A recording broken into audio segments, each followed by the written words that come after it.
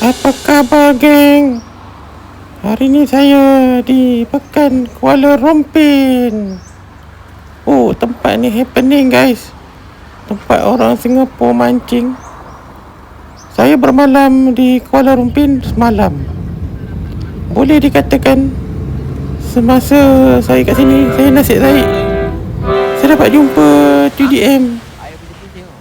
Saya tak tahu apa mereka buat.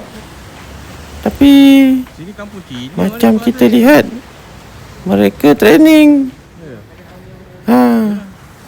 Tu TUDM.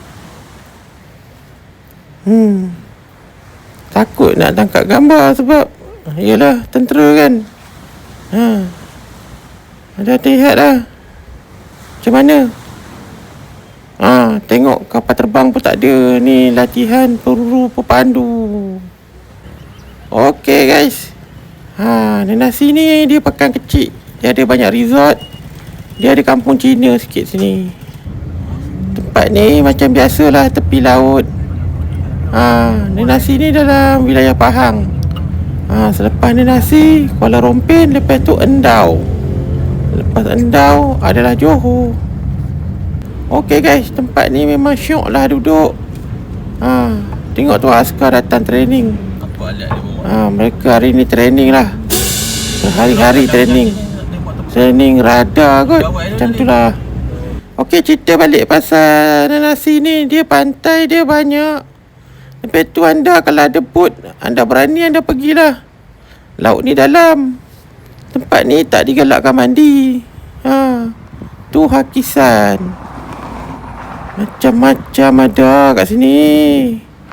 Sebagai seorang pendatang, pendatang lah konon. Tempat ni kalau kita pajak dekat Belanda ke Jepun, dia sangat sesuai tanam pokok sayur. Sebab cuaca dia tak panas sangat, sejuk. Tengok berapa dia bawa. Ini jalan nak pulang dia lah. Dekat sini ada menu Maggi, mi udang galah. Macam ni lah jalan nasi.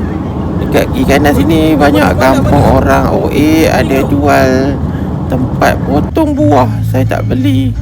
Okey, selamat tinggal Pekan Pahang. Kita pergi port lain pula. Goodbye, geng.